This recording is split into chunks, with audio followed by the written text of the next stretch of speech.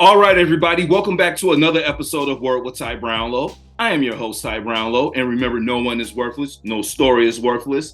Today, ladies and gentlemen, you know my motto: if you're doing good, I will find you, and we will have a conversation. This is no different. Joining me all the way from the West Coast. Y'all know sometimes it's the best coast, because your boy used to live out that way. But joining me all the way from San Bernardino, Inland Empire, for those of you who, are knowledgeable of the area. But joining me all the way from San Bernardino tonight, please put your hands together for Kim Carter. Hey, thanks for having me. Thank you, man. Look, first and foremost, thank you for, coming onto the platform. We have a lot to talk about tonight. And as we were speaking before we started the show here, affordable housing, okay? It's all over the news. For some people, they're talking about affordable housing crisis. Yes and no, but you are, known for your social justice and community development, but you have, come up and you were part of a grand opening for the Black and Brown Opportunities for Profit Center. First and foremost, can you just, talk a little bit about the Profit Center and what it does and the services that it may offer? Okay, so just to give you a little background history, I am Kim Carter. I'm the founder and ambassador of Time for Change Foundation. We actually started in 2002. We was designed to help women who was like myself, formerly incarcerated, formerly homeless, recovered from drugs and alcohol, and needed a safe place in order to change that. And so, as you know, during the 1980s with the war on drugs, they built over 30 prisons. They only built one educational institution, which was the University of Merced. So there was this response to drug addiction that came in the form of more and more prisons. And a lot of Black and brown people were cascaded into those institutions to begin another free labor trade, and a whole nother industry was created off of our backs. I want to go back to when you talked about affordable housing. If you remember, this land that we own belonged to the indigenous people before it was founded by Christopher Columbus, who didn't find what wasn't lost. But you need to know that people was living in teepees back then. So just think back. Back then, they lived in teepees.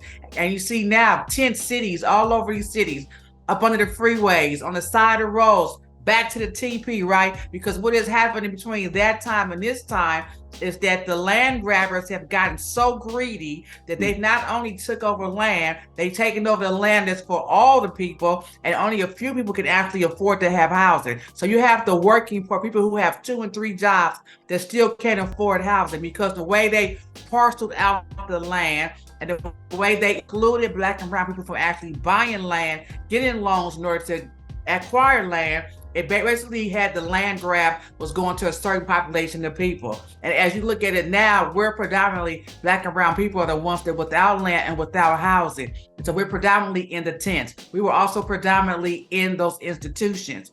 So fast forward, as you know, with the George Floyd reckoning, it's kind of like, we have came to a place as a people that we're just not okay with the status quo. Like we all saw Rodney King, and and it just kind of like just waved over. But today it's not okay, and we continue to see unarmed Black men being murdered. We continue to see oppressive conditions. We continue to see homelessness on the rise. Employment, capitalistic society is making more and more profits off of our labor, and they see right now people aren't even going back to work in those conditions that do not allow you enough money to even pay for your housing, pay for your kids to go be on a football team, or take your daughters to Girl Scouts or any of that. So people are like, I'm not even going to go back. I'm going to try my side hustle and make my side hustle my main hustle, because when it was all said and done, and we was hit with the pandemic, you have to realize people was running for toilet paper. That wasn't Black and brown people running for toilet paper. There was white folks running for toilet paper. We were trying to still go to work and get our next check,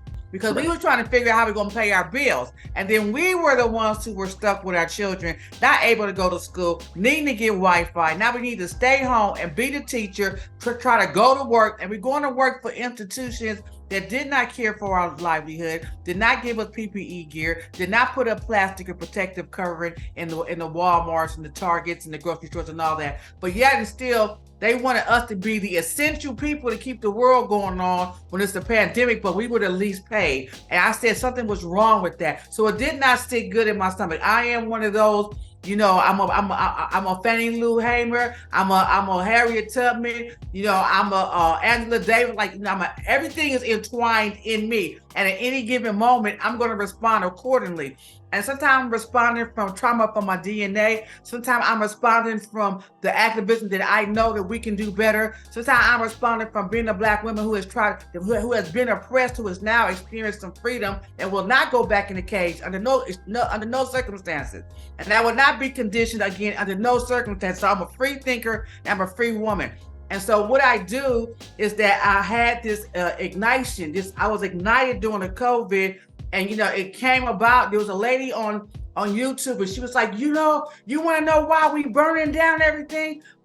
She said, burning down shit. She said, we burning it down because we don't own nothing. She said, we don't own none of this. So if you look in the Black communities, you know what I'm saying, you don't see a Black community of businesses. You don't see, you know, you might go anywhere in the world. You might find a little Chinatown. You might find a little piece of it. You might be able to go anywhere in the world in various cities and find an area that a certain ethnicity group has dominated and created a little piece of home for themselves. But you would not find that for the African American. And so if you look in our communities, you know, Louisiana chicken not even owned by nobody Black no more. Like we ain't frying our own fish. We ain't doing our own barbecue. I mean, there's so much going on. We can't even get our own here.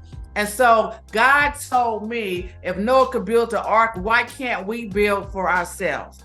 So I started off with building affordable housing because I was not able to wait with my shelter programs for the county to build the housing or the housing authority to give a voucher for women to get the low income housing. So God said, build your own. So he gave me that power then. And then as a result of George Floyd, I was hit with rebuild the Black Wall Street, rebuild the Black Freeman Bank, rebuild. Like, since we know we had that and it got bombed, since we know we had that and it's got dismantled, but where has the response been to recreate? So instead of us saying, okay, that happened to us, we ain't doing it no more, and we go to other institutions, these Wells Fargos, these Chase Banks, all these banks, none of them ain't never gonna lift us up out of generational poverty. Instead of going there, build your own. So God gave me that vision, and it was called the BBOP, the Black and Brown Opportunity for Profit Center. It's a 10,000 square foot space that's designed for Black and Brown women entrepreneurs to come in to build, grow, and scale their business. If anybody know anything about the Inland Empire, it is essentially called the warehouse capital of the world. So just like in response to the crack addiction, they built all those prisons. Well, in response to the oppressive conditions of the Inland Empire, they built all these warehouses. So we actually have 1 billion square feet of warehouse space that has been built. I mean, you can't even see the sun in some communities because there's so many big old warehouses being built. And these warehouses do not promise jobs that's going to give you a decent wage. That they do not promise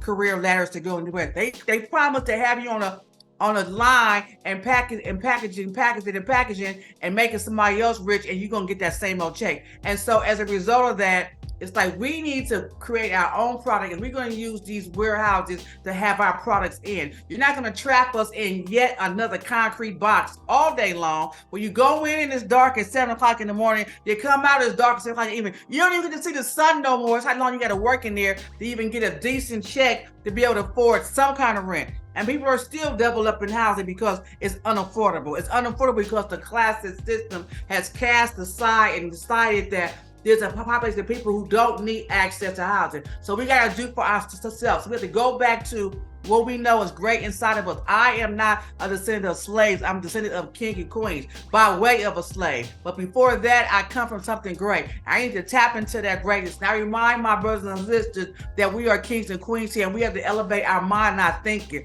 And we got to go back to doing the things that back in the days when they was in Egypt building pyramids, they didn't have technology. They didn't have none of that stuff, but they were still able to make those fine lines. They were still able to build those structures And they don't even know how to this day they was able to even do those measurements because they haven't even figured out that science. That's just how deep it comes. That's how deep it was for our people. So I'm saying that we need to get back to that. We need to get back to reclaiming our communities and reclaim our own. The Bible said possess the land. So at Time for Change Foundation, we have 19 locations and we own 19 locations. We do not pay nobody else rent because we understand the economy and the capitalist society that will have you be, a borrower and not a lender. That will have you be the hand on the bottom and the hand on the top. And we ensure that that's not going to happen. So Time for Change Foundation, the BBOP, the Black and Brown Opportunity for Profit Center, it is lifting up these businesses. And, just as sure as God gave the vision, he gave the provision. So we was able to, acquire the space. We was able to design it in a way where it's so high tech, it's so functional. We actually increased the electricity capacity. We had to actually increase the capacity for Wi-Fi because when we say high tech, because coming from California, there's Northern California and there's Southern California. And Northern California is where the Facebook, the Googles, the Ubers, and all of them hang out at, right? And in Southern California is like, down, it's below the line, right? So I had to go to Northern California and get what I need to get to bring, like I call it bringing water, from the well down to the desert. And I came into San Bernardino and I landed it right there in San Bernardino. And the building is beautiful. And on the front of the building, we have this beautiful image of an indigenous woman, and her silhouette is there, and she's made out of these vibrant colors, like these purples and reds and blues, these different hues. And you can see her hair is shooting out like fire. And I like to think that this woman had to have so many ideas to keep her family together, to keep her kids sane, to keep them fed, because historically shows us that in San Bernardino, they owned the land and they were pushed out of the land by the settlers. And they were cast into the mountains, and they were trying to be, they was going to be eliminated. And one of them came down and spread the word to all the people that this is what society was doing, was trying to eliminate them by taking their water and taking their land. And so she's on the front because I want to pay homage to us being on her land and ask for that spiritual, protection over this land. And then along the sides, I have all these holograms of like Oprah Winfrey, Madam C.J. Walker, and all these indigenous, Dolores Worth, the indigenous women along the side of the windows. So when you're driving by, you're like, is this a museum? Like, what kind of place is this? Because you just see all these powerful women coming through. I want to remind people of the greatness that we come from. And then when you're coming in the front quarter, all those windows is Cleopatra, Nefertiti's, it's Queen Isis, because you need to really know when it says it's black and brown, opportunity profit, that it's black. It's black woman created, it is black design, and it is for us. Now, don't get me wrong, it's black and brown, but know that black came first. And it's important that we put ourselves first, because for so long, we have always had to put ourselves second or try to make ourselves fit in and want to blend in. But Martin Luther King said it best. We are not segregating, but we're integrating into a burning house. Yeah. And when he said that, I totally understand that, because what we lost was black businesses. What we lost was black neighborhoods. What we lost was black home ownership. So we lost all that trying to be equal. Now, the word is not, I don't want to be equal with you. I need to set my own lane, set my own path, set my own house. I don't need to keep looking to see what you do, try to match it with you. You ain't even in my scope of vision no more. I'm not even looking to compare myself to the white man, because you are not my elevator. You are not. I'm looking to God. Thank you. I'm looking way above you. I'm looking to the one that owns all the banks, owns all the money, and owns all the land. And he continues to provide and give what we need to do, what we need to do. So that's what I'm looking for. Look here. Look, first and foremost, let me just say, hey, if y'all ain't feeling uplifted, I don't know what to tell y'all right now, okay? Now, y'all know I normally say, man, we having church, we passing the collection plate around and all that. But look here, she done came, gave y'all this scripture, turned around, dropped the mic, and then just moonwalked on out at it. You know what I'm saying? She didn't give y'all all that to like feed on. But first, just let me say, hats off to you, okay? Because you named some powerful women at first, okay? You talking about Angela Davis, you talking about Harriet Tubman, you're talking about... Thank you. All right. Okay. Man, activists in their own right. Okay, Black Power, civil rights, and the Underground Railroad. Okay, so 3 important movements. All right, all 3 powerful women now. Okay, all right, and I'm just gonna keep it real. We all come from a woman. I know we pray to God, but sometimes goddess might not be a bad thing, I'm just saying, I mean, God, some people call, God goddess, I mean, since we all come from a woman, God may be a woman, I mean, I know there's always been that little thing out there, but I'm gonna sidestep that for a second. But anyway, but no, I just like the fact that you are giving, women a chance, to recreate, get that power back, okay? Because as you said, the warehouse capital of the world, they're building warehouses so big where you don't even see the sun in the morning. So it's dark when you get up, it's dark when you go home, you work. You may work 2 or 3 jobs just to afford the home that you have, and then you're still barely getting by. And as you said, it's a land grab from people who don't even own the land, and it's really sad. And you hear the stories about, okay, people own all these properties, they're going to rent them out for Airbnb and this, that, and the other, and they try to gouge the prices because it's just pretty much about greed at the end of the day. And the stat that we were talking about before, ladies and gentlemen, I'm going to read this stat for you. There's a shortage of 7.3 million affordable and available rental homes with extremely low income families or people. Okay, so we're talking about people living check to check. All right, there, as you said, people are getting laid off their jobs. All right, man, there's like all these prices going on. As I said before, certain people working in certain industries are being replaced by machines. So now they can't bring that money in. Where do they go? Now I have this stress of worrying about, okay, how can I, afford to keep my family in this house? And now we're out on the street. That's not the way to live, so hats off to you for the BBOP. And I want to talk to you about, now, you talked about this, president and CEO of CHAMP, the Center for Housing Advancement and the Center for Projects. Yes. Okay. Projects. Thank you. Can you talk a little bit about that, please? Please forgive me. Oh my God. Okay, so as an entrepreneur, the Center for Housing Advancement and Motivational Projects is one of my companies, and what it's designed to do is to help empower people to build their own affordable housing. Because when people look at my story and they hear me like, well, she can do it, I can do it too. So just imagine if we quit waiting for the government to build for us and we build for ourselves. So out of that 7.4 million people, there's probably some people in there that's just like me, and if we're given the resources, could actually build some affordable housing as well.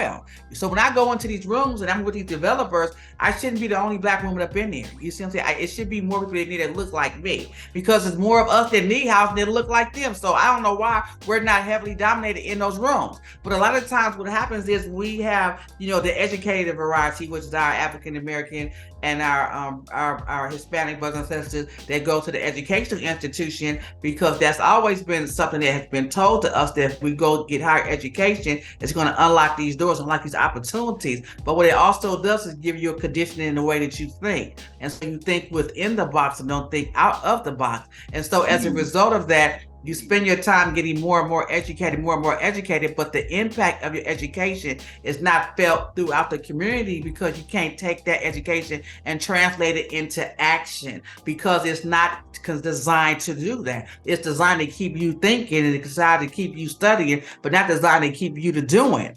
And so for me, I'm a doer. Like, I'm the kind of person that get it started. I'm the kind of person that get it going. And so I'm out of the box thinker. And so what happens is, when I try to engage some of the highly educated people, that they want to go through the process, or they want to know the process. Well, the process doesn't work. The process is flawed. The process was never designed for us to get what we need. So that's the last thing you want to go do, is look at what somebody else wrote about how we should be supposed to be doing, because guess what? That's why it's not done. That's why 7.4 million people is waiting right now. You see what I'm saying? While we going through another class and another thing to learn another thing, and it just keeps you, it just keeps you wanting to keep learning more and more and more. And I don't want to disrespect nobody who gone to school and got their PhD or whatever, because I know that in and of itself, that is a great accolade, and it's something that they should be proud of. But what I'm gonna say is, I got my PhD. So you got your PhD, I got my PhD. So now let's just look at, activities, let's look at track record, let's look at what is being done. Because we need some of these more people to come out here and figure out how to get rid of some of this poverty, how to get some more of these children on a foster care back with their mom. That's what I'm doing with the little bit of information that I have, the little bit of power that God gave me. He gave me some power to be powerful and power-filled. And how do you know you got some power? Because you get some results. So how do I get results? I get results by saying, today at Time for Change Foundation, we've gotten 320 children that was in foster care back home with their moms. And how do we do that? Because we provide those moms with a safe and sound housing to be able to afford to have a place for their kids to come home to. Because people don't understand some of these systemic policies and how they attack our families, and they come in and eliminate our other households, the siblings, their brothers. You want to know why these kids in foster care, majority Black kids, you think they don't have no cousin, no uncle, no aunt? No, because we all been excluded. I've been excluded because of past felony convictions, excluded because of credit, or excluded because we don't have ample housing to have more than one bedroom, more than two bedrooms. So either way you look at it, we're getting excluded based on the fact that we've been excluded from mainstream access to capital and resources from these banks, from the word say go. Which is why we don't have our own communities right now, and we don't have a plethora of businesses. That I can't go to no city and say I'm gonna go over here in this city and I'm gonna be in Little Africa, none of that. Right. But I bet you I can find me a little community. I'm sure gonna find me a Chinatown. Tell me how many Chinatowns you didn't sing. Look here, we got one. Okay. Right. You're gonna find Chinatown, and when you go to Chinatown, they gonna have all the science in Chinese too. They don't even care if you can't read it. At the end of the day, go to Chinatown, and guess what? And I got so much respect for them, because guess what? They shown us right there it could be done. Look, so here in Chicago, I'll tell you, yes, we do have a Chinatown. Yes, it's on the south side, but it's not on the south side. It's like right outside the South Loop. Okay, so as soon as you step outside the loop, boom, Chinatown. Okay, right outside of Chinatown, some of the stuff you hear about on the news, this and the other, then yeah, that's what you start getting once you get further and further out, going towards like 95th or whatever, here in the city. But up north, I bet you that's exactly where the line of credit stopped. I bet that's exactly where the bank loan stopped. That's exactly where the access to capital for small business development stopped. Because trust and believe, none of that stuff is being developed without having access to resources from the government to help it get established. You see what I'm saying? I bet you that's exactly where that buck stopped. That's true. Well, I mean, pretty much to your point. So now you're talking about home ownership and just people owning their own stuff. There's none of that. We used to have a community called Chatham. They used to, Black people owning like their homes, which, there are still like a few of them over there, but a lot of those people have moved out because of crime or what have you. And as you said, and look here, I don't want to, miss this point. And look, this ain't about being hypocritical or nothing like that, but you touched on a wonderful point when you talked about education and Black folks sometimes. We have been sold this dream. Go to school, learn something. You'll get a good job. You'll go far. You'll go do this, that, and the other, blah, blah, blah, blah, blah. For some, yeah, it has worked for their favor, but they've had people guiding them that haven't been the same color as them, to help them get into certain rooms. For most of us, no, we haven't had that help. And I'm going to say something, and this is so real. what you talked about, sometimes going to get these degrees or what have you and getting all this knowledge, and that's fine. You go get yourself a position where you're making some money and you think you can move out the hood. And that's cool. But it's something that I call having a powerful position, but no position of power. You know what I'm saying? Like, you may have all these accolades. I hear you. But you ain't moving nothing, bro. You know what I'm saying? You're not really making nothing happen. Like, it's still what it is. And, we've had that. I can't, it's like, I'm telling you, it's just like we sat here and we had a Black president and we had the House and we had the Senate. And so at that point, we had it. And then why we couldn't see stuff just ramshack through there, like we had it. You see what I'm saying? So at the end of the day, that's when everybody want to get so cautious and want to make sure, why don't everybody feel included, get along? No, you're supposed to be up in there getting it done. And so you sell us this political ideology, right? And then what happens is when you have it, you don't even use it. And so for us, it's on the sideline. We're like, okay, I did all that door knocking and all that, but when it was time for you to pass these bills, you couldn't pull it off. You couldn't get it done because you don't let foxes in the hen house. You got people up in there suspect. They ain't even supposed to be in the party. You don't let them in. You see what I'm saying? So now you ain't even make sure your house was clean before you step out here telling us what you gonna get done. So now we looking at you suspect. You see what I'm saying? And then you make us lose hope because now what we hoping for? Because when we had what we wanted to have, you didn't pull it off.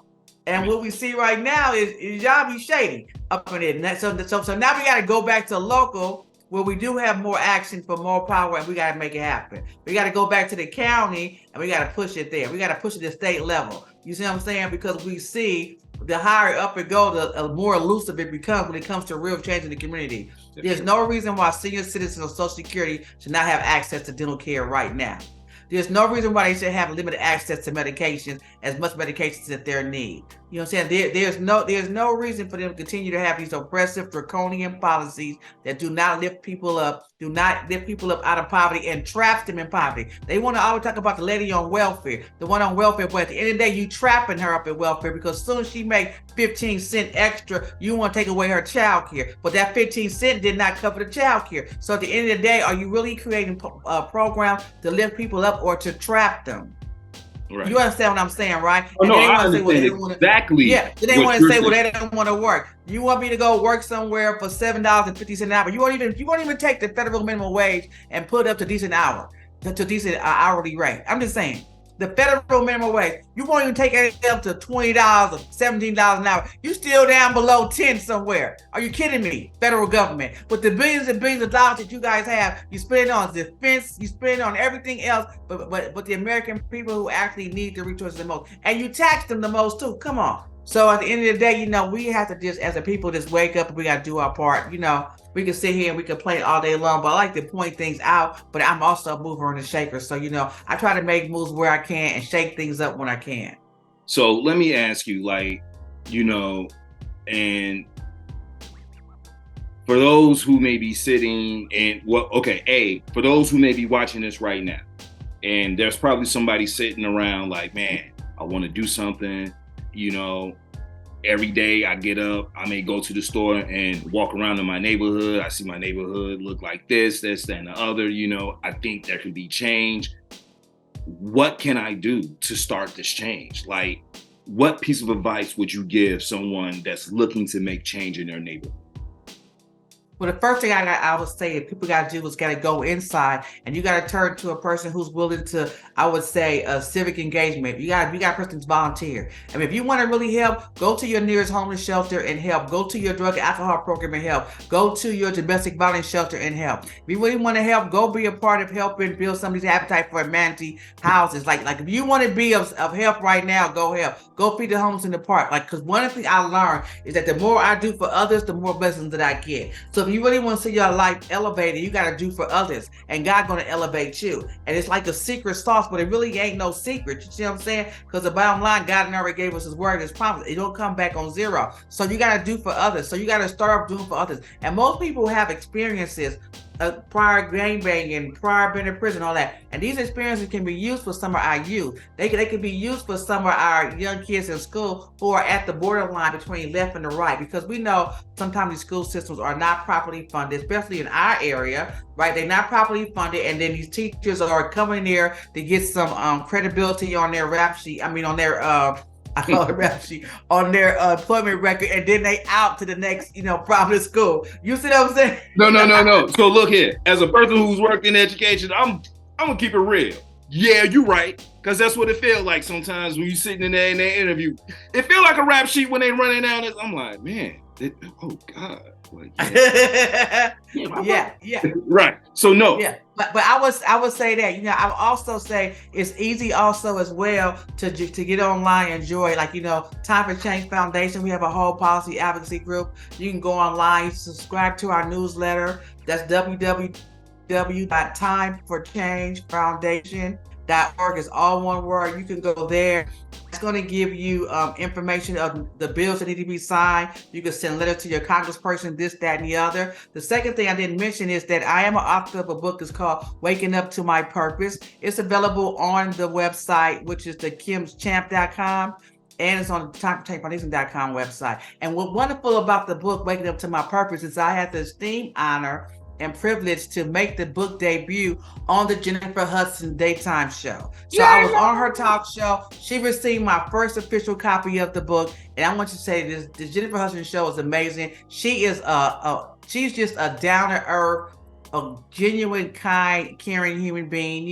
She's also the 17th EGOT. So that means she got her Emmy, Grammy, Oscar, and Tony. There's only 17 of them in the whole world. They got all 4, and she's the 17th. And what was so amazing about the way that I met her is that Taraji P. Henson, the one that played, the Empire and all that, Taraji P. Henson selected my story to do a movie about, and it was actually Jennifer Hudson that she called to play me. So the movie is called Tell It Like a Woman. It's on Prime Video. Tell It Like a Woman on Prime Video. And Jennifer Hudson plays me. And it's a nice little 17-minute short film, my section, because it's actually a compilation of women's stories, but I'm one of the 7.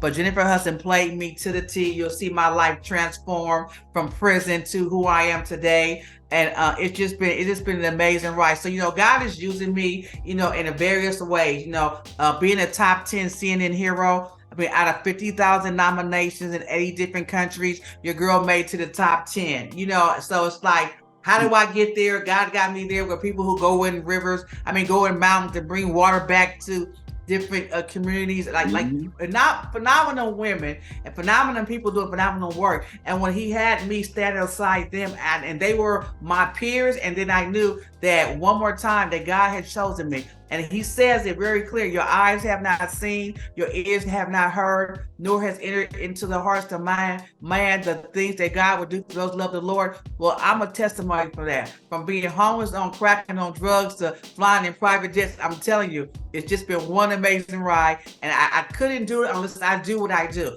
If I don't keep speaking up for these women, if I don't keep producing, if I don't keep, creating and making opportunity, then what was my life saved for? Why did he save a wretch like me? So I do it in a service, and I do it so that I can live. So I can live feeling good in my skin, that I left it all on the game, on the field. I left it all on the field. When my day is done, I left it all. I ain't held nothing back. I didn't say nothing for later. I put it all out there. So look, you sort of took my next question, but I'm still going to present it anyway. You know what I'm saying? No, because around here, we call that leaving empty. When you leave here, that's it. You empty.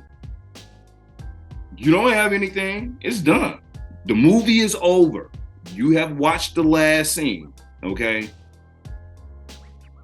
What do you want the story of Kim Carter to say, for generations and generations and generations to come? I wanted to say that she went through what she went through to get to what she got to, so she could do what she did. And what she did was she allowed her grandkids, and her grandkids will have grandkids. And for future generations, they're gonna know that they had, Kim Carter dash Tillman, because I just got married June 25th to my wonderful fiance. So Okay, I am a new wife. fiance. So Kim Carter dash Tillman, they're gonna know that Kim Carter dash Tillman was here on earth, that they have somebody who was legacy building in their bloodline. So that way the whole trajectory has changed. So my daughter's grandkids, my daughter's great grandkids, like I'm setting up future generational stuff so that they will know that it's okay. That's why I'm putting everything in print. That's why I'm putting everything in their name, because I want to make sure 4 or 5 generations from now, they can say, oh, and our great grandmother Kim Carter Tillman. Mm-hmm. Oh, and our great grandmother Kim Carter. Like, I want them to be able to say that it's not just we had one, she was on drugs, she was prison, she was homeless. Like that wasn't the end of that story. You see what I'm saying? There was more that came behind that. And let my good always outweigh my bad. Come on now. First of all, I just want to say, J-Hood, Chi-Town, Southside, we already know what that is. Man, nothing more to speak on that, okay? Excellence personified. She from the Southside. That's just all I got to say. Anyway. That's it, that's all. Come on, that's it, that's all. But no, like, look. So I just want to ask a question, because now I'm kind of curious. So now you're leaving this legacy. Are you bringing your daughters with you, or, granddaughters or whatever, when you're out here, speaking at events, or, you're out here trying to advocate for more facilities for people to have homes or what have you? So I have my bloodline, and I also have, I helped over 3,500 women reach self-sufficiency. So I have a whole host of daughters that have transitioned from where I was at to where I'm at now, that are doing great, that have their children back in their life.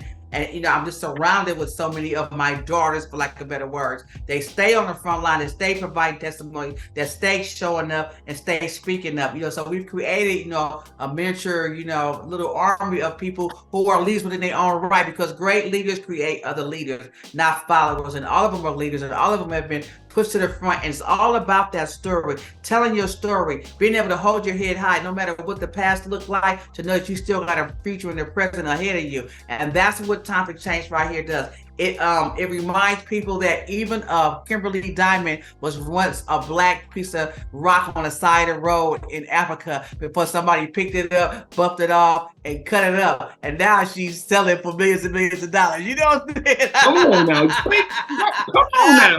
Come on with it now. Speak that. Say They don't know that. about the Kimberly Diamond. You know what I'm saying? So I want them to know we got these precious jewels out here, and they just need some polishing and buffing. But there's a whole lot of life inside. You know what? I like that. And the reason why I asked that is, sometimes, along the way, we want our kids there with us, or we want, our family around with us, so they can see the journey, because your vision, only you know your vision, all right? I mean, you can tell people the vision. Some people, man, if they're in tuned enough, they get right in line with it. Like, oh, come on, Kim. Yep, let's go. You know what? I already know 2 people. Boom, come on, let's go. But then you have some people, they just can't see. And for whatever reason, they just can't see.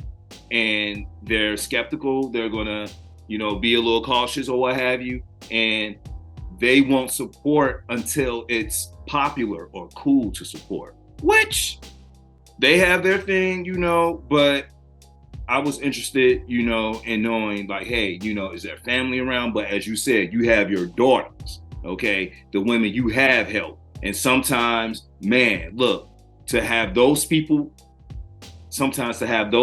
speak for you, and to, tell others what you have done for them, man, please, look here, that's worth more than, look here, anything, any diamond, any amount of money, Exactly. Like, I mean, That's your legacy. Like people are speaking your legacy, in a positive way. Come on, look, it don't get no better than that. Y'all might as well just give me a statue. Come on. Well, look, how you say it? Mic drop. Mic drop. Y'all might as well just go ahead and give me this. Boom.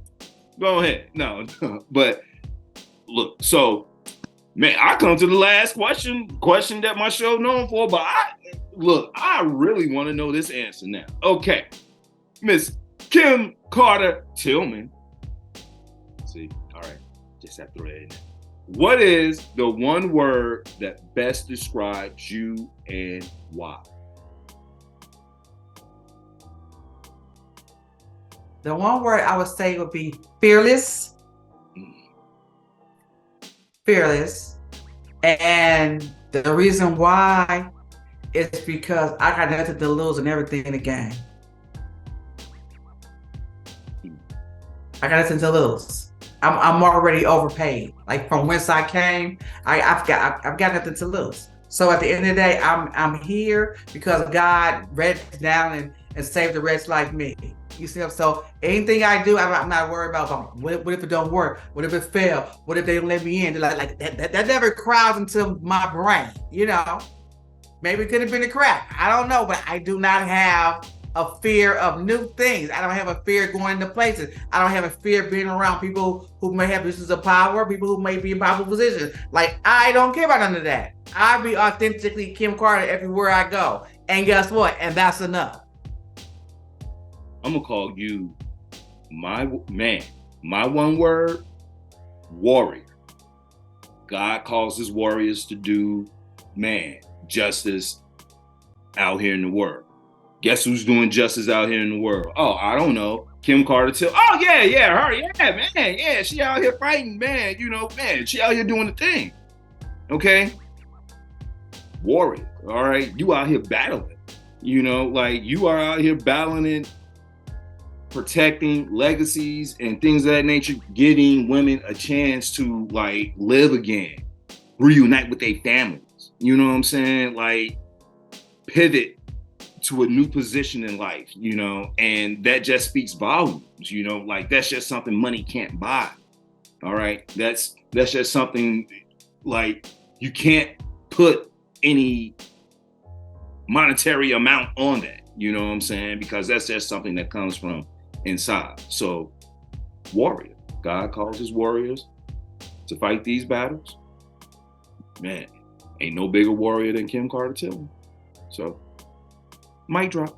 There we go. Thank you, Mr. Ty. I really appreciate it. All right, man. You are welcome. Okay, please. You are welcome. So look here, before we get out of here, man, one more time. For those who may want your services and may want to follow you, social media, what have you, websites, this, that, and the other, how can they do so again? Okay, let's start with the Instagram. It's Kim Carter 4408. You can find me on there. For Instagram. For Facebook, it's Kim Carter 1675, and you'll find me on there. On LinkedIn, it's Kim Carter. The champ website is www.kimschamp.com. So it's kimschamp.com. Then you have Time for Change Foundation, www.timeforchangefoundation.org. And you always got Google Kim Carter CNN Hero, Google Kim Carter BBOP. Like you could Google Kim Carter San Bernardino, Kim Carter Bay Area. You're going to find Kim Carter. You're going to find me. It ain't going to be hard. I'm going to pop up in some type of search engine some kind of way. Look First, here. second, and third. I'm trying to tell y'all, look here, yes, top CNN Hero Award winner, okay? NAACP Local Hero Award, okay? Ebony Power 100 Top Influential African Americans Award, all right? These are just a few, all right? I mean, there's a list, all right? I'm just naming a few. We're just talking about a few, okay? So I'm just trying to let y'all know, man, this ain't like no weak sauce over here. This is like some hard hitting stuff. People are actually out here doing the justice. They're not just talking the talk. They're walking the walk. They ain't even talking. They just walking. Okay. They just out here making it happen. All right. So they said first, faith without works is dead. Well, check out the work. Check out the work. Come on now, man. Go look at the work. Go visit. Hey, better yet, go support the work. There we go. All right. Come on now. Come on. Boy, look at we have a church today. We have a church today. Hey, ladies and gentlemen, on that note, this has been Word with Ty Brownlow. I've been your host, Ty Brownlow. Remember, no one is worthless. No story is worthless. You can follow me, all social media platforms, Word with Ty Brownlow. You can go to my website, tybrownlow.com, get this wonderful conversation, plus other great conversations as well. Miss Kim Carter-Tillman, we're out. Peace. Thank you. I appreciate you, brother. You have a great evening. You as well.